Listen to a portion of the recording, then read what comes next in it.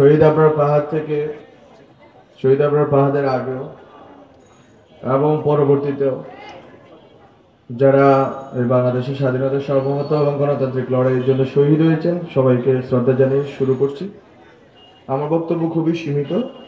যখন আক্তার আমাকে বলল যে অক্টোবরের 5 তারিখে 2020 সালে তখন করোনা, তখন আমরা 8টা টপিক ঠিক করলাম যে 8টা নিয়ে এরকমভাবে স্তম্ভ লাইক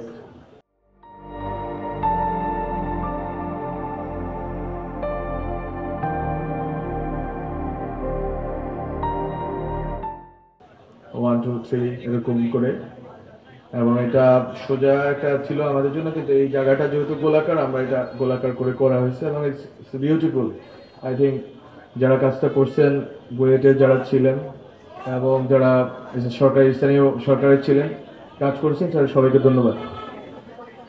এটা হওয়াটা ইটসেলফ আমাদের জন্য অনেক বড় একটা সাফল্য। আমরা অন্তত একজন শহীদের লড়াই এবং তার স্মৃতিকে আমরা স্থায়ী রূপ দিতে পারলাম। আর ওই দিনের ঘটনার ক্ষেত্রে আমি একটা জিনিস বলে শেষ করে ফেলি কথা, সেটা হচ্ছে ওই দিন যখন 8টা বিষয় ঠিক করতেছিলাম, তো আমরা শেষ যে বিষয়টা আছে মানবিক মর্যাদার প্রশ্নে, তখন আমি একটা শব্দ ইউজ করছিলাম বিউপনিবেশায়ন, ডিকলোনাইজেশন। তো হাসিব স্যার একটা কথা বলে গেলেন যে উপনিবেশ বা বিরোধিতা এবং আজকে আমরা পাহাড়ে যে আগ্রাসন আধিপত্যবাদ বিরোধিতা, এগুলো ওতপ্রোতভাবে জড়িত। এবং আজকে দুনিয়াতে উপনিবেশের সর্বশেষ চিহ্ন ইসরায়েল রাষ্ট্র এখনো আছে এবং তারা ফিলিস্তিনিদের উপরে নিপীড়ন চালাচ্ছে।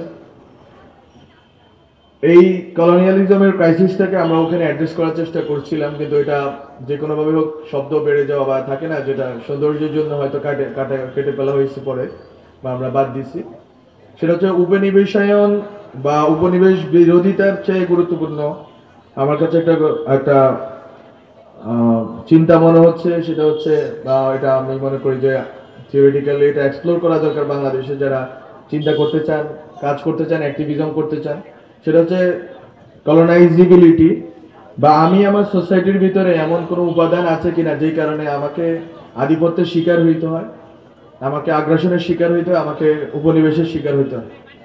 এই সোল সার্চিংটা দরকার। আমরা অবশ্যই দিল্লি না ঢাকা স্লোগান দিব, কিন্তু আমরা এই স্লোগানের সাথে সাথে ঢাকাকে কিভাবে আসলেই সত্যিকার অর্থে বড় করা যায় সেটা চিন্তা করব। আমাদের স্লোগান যেন কোনোভাবে রিয়াকশন শুধু না হয়, বরং আমাদের স্লোগানের যে আমাদের প্রেরণা বা আমাদের যে শক্তি যোগায়, সেই শক্তিকে যেন আমরা এই রাষ্ট্র গঠনের কাজে কাজে লাগাই, এই রাষ্ট্রকে বড় করার কাজে কাজে লাগাই। আমি একটু আগেও আমাদের তথ্য মন্ত্রণালয়ে আবরার পাহাড়, শহীদ আবরার পাহাড়ের স্মৃতি নিয়ে একটা প্রোগ্রামে যে কথা বলে এসেছি এইখানে এই কথা বলেই শেষ করি যে আমাদের আসলে বাংলাদেশকে এবং আমাদের যে তরুণ প্রজন্ম আছে এটা আমাদের জন্য অনেক বড় একটা শক্তির উৎস, এবং আমরা লড়াকু, আমরা একটা লড়াই জিতেছি। আরও এই যে সামনের কয়েক দশক ব্যাপী আমাদের সামনে লড়াই। আমাদের এখন সবারই বয়স 30-এর কোঠায়, কারো 27, কারো 28। আমরা যদি আসলে আমরা পাহাড় এবং জুলাই অভ্যুত্থানের শহীদদেরকে ধারণ করে আসলেই আমরা আধিপত্যবাদ, আগ্রাসন এবং উপনিবেশবাদকে আমরা পরাস্ত করতে চাই, তাহলে আমাদের নিজেদেরকে প্রস্তুত করতে হবে, আমাদের দেশকে, আমাদের এখানে সমাজকে প্রস্তুত করতে হবে। এখানে সবাই রাষ্ট্রের কথা বলে, কিন্তু সমাজ গঠনের কথা কেউ বলে না। সামাজিক পেশিবাদের কথা আমি বলি মাঝে মধ্যে। সমাজে যেই রাষ্ট্রীয় পেশিবাদের কারণে সমাজের ভিতরে যেই সংকটগুলো তৈরি হয়েছে, এই সংকটগুলোকে আমাদের সমাধান করতে হবে। আমাদের ভিতরে অনেক আইডেন্টিটি পলিটিক্স, অনেকগুলো ক্রাইসিস আছে, এগুলো সমাধান করতে হবে। এবং আমাদেরকে ভাবতে হবে যে আমাদেরকে বিরোধিতার জায়গা থেকে আমাদেরকে প্রোঅ্যাক্টিভ কাজের দিকে ঢুকতে হবে। আমাদের প্রতিষ্ঠান বানাইতে হবে, রাষ্ট্রের প্রতিষ্ঠান, রাষ্ট্রের বাইরে প্রতিষ্ঠান গড়ে তুলতে হবে। আমাদের যে ব্যক্তিগত সামর্থ্য আছে এই সামর্থ্যকে আরও বেশি বাড়াইতে হবে। আমাদের এখানে ভালো education, health and research institution লাগবে। আমাদের যারা ডায়াসপোরা আছে তাদেরকে নিয়ে আসতে হবে। This is whole vision. এই ভিশনকে ধারণ করাটা আমি মনে করি আবরার পাহাড়ের প্রতি আমাদের ট্রিবিউট হবে, যে আমরা এই ভিশনটা ধারণ করব। এই ভিশনে যে দলে করুন না কেন, দল না করুন, রাজনীতি না করুন, কিন্তু আপনি একজন সাধারণ researcher, just do it for the sake of this nation, for the sake of our independence and sovereignty.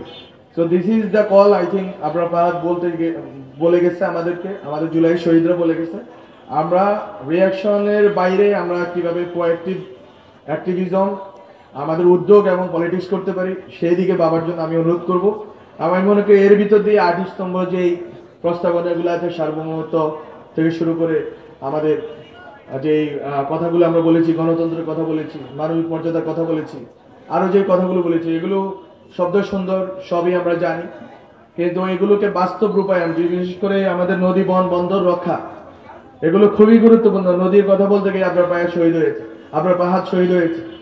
ফলে আমাদেরকে এই জায়গা থেকে আমাদের দেশের প্রতি আমাদের কমিটমেন্টটা আমাদেরকে রাখতে হবে, এবং এই কমিটমেন্টের জায়গা থেকে আমাদের নিজেদের প্রস্তুত করতে হবে, সমাজকে প্রস্তুত করতে হবে, রাষ্ট্রকে প্রস্তুত করতে হবে। বাংলাদেশ অবশ্যই গ্লোবালি লিড দিবে, আমাদের তরুণরাই আমরাই লিড দেব। সবাইকে ধন্যবাদ। আপনার পাহাড় অমর হোক।